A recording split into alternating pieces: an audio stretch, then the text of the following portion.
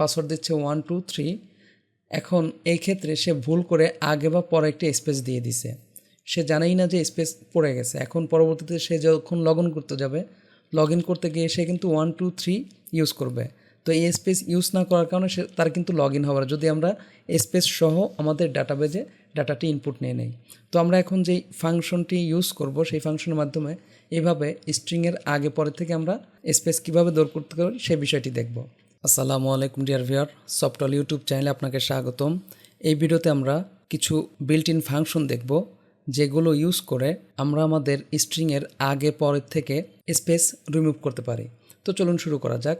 শুরুতে আমি jump control প্যানেলের অ্যাপাচি এবং মাইস্কিউএল স্টার্ট আছে কিনা তা দেখে নিলাম। অলরেডি স্টার্ট আছে। এক্সপ্লোরারে ক্লিক করে আমরা জানি htdocs আমাদের পিএইচপি ফাইল ফোল্ডার রাখতে হয়। আমার মাই পিএইচপি নামক একটি ফোল্ডার এখানে তৈরি করা আছে। তো ফোল্ডারটি অলরেডি আমার সাবলাইম টেক্সটে লোড করা আছে। এখানে একটা আমি ফাইল তৈরি করে নেই, নাম দিলাম যে ট্রিম ফাংশন ডট পিএইচপি কন্ট্রোল-s। ওকে, পিএইচপি।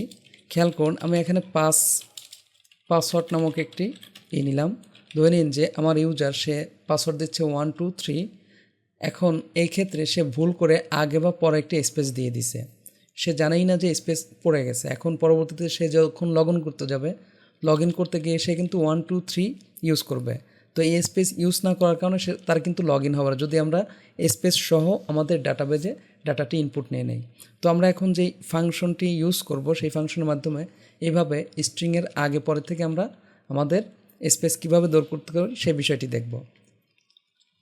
তো আমি ধরে নিন যে টেক্সট নামক একটি ভেরিয়েবল নিয়ে জাস্ট এখানে বললাম ওয়েলকাম, এরপরে আমরা বললাম টেক্সট 2। ওকে, এটাকে আমি 2 বললাম, এর আগে পরে স্পেস ইউজ করছি। তারপরে আমরা বললাম টেক্সট 3। এখানে আমরা ধরে নিন যে ইউজ করলাম সফট অল। ওকে, এখন আমরা যদি ইকো দেই টেক্সট, খেয়াল করুন ইকো, এটাকে আমরা বারবার কপি করি। আমরা বললাম টেক্সট 2 টেক্সট 3। এক্ষেত্রে আমার কী হবে, এই লেখাগুলো আমার কিন্তু এক লাইনে আসবে। এই যে আমি দেখাচ্ছি লোকাল হোস্ট মাই পিএইচপি ফোল্ডারের নাম দিলাম এই যে ট্রিম ফাংশন। এই যে দেখুন ওয়েলকাম টু সফট অল, এখানে কিন্তু স্পেস আছে, কিন্তু এইটাকেই যদি আমরা প্রয়োজন, আমি এখানে একটু ইকো দিয়ে বিআর দিয়ে নেই। খেয়াল করুন এই তিনটা ফাংশনের আগেই বা আমার যেহেতু স্পেস আছে এইটার আগে পরে, আমি এটাকে নিচে নিয়ে আসতেছি Ctrl+C। খেয়াল করুন এখানে যদি আমি ট্রিম ফাংশন ইউজ করি, এই যে ট্রিম, তো ট্রিম ফাংশনের কাজ হচ্ছে যে স্ট্রিংয়ের আগে পরে থেকে, এটা আমার তো একটা স্ট্রিং, তাহলে এর আগে পরে থেকে আমার কি করবে, এই স্পেস দূর করে দিবে। তো চলুন আমরা আউটপুট দেখি। আমরা কিন্তু তিনটাই এখানে প্রিন্ট করছি, খেয়াল করুন। তাহলে আমাদের কি হবে, এই যে দেখুন ওয়েলকাম টু সফট অল, কারণ টুর আগে পরে স্পেস ছিল, তো ট্রিম দেওয়ার কারণে কি হয়েছে, আমার এই স্পেসগুলো কিন্তু রিমুভ হয়েছে। তো আমি আরও একটি এক্সাম্পল দেখি, খেয়াল করুন এখানে আমরা ট্রিম ফাংশন, আরও দুটি ফাংশন আছে, একটি হচ্ছে এল ট্রিম। খেয়াল করুন আমি এখানে এল ট্রিম ইউজ করলাম Ctrl+S। এল ট্রিমের কাজ হচ্ছে জাস্ট লেফটের স্পেসটি আউট করবে, রাইটেরটা কিন্তু থেকে যাবে। খেয়াল করুন আমি রিলোড দেই, এই যে দেখুন লেফটের টুর আগে যে স্পেস ছিল সেটা কিন্তু আউট করছে, রাইটেরটা কিন্তু রয়ে গেছে।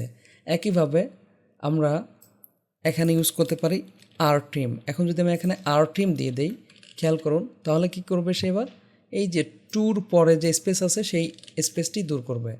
তো আমরা রিলোড দেই, এই যে দেখুন টুর পরের স্পেস দূর করে একসাথে লেগে গেছে।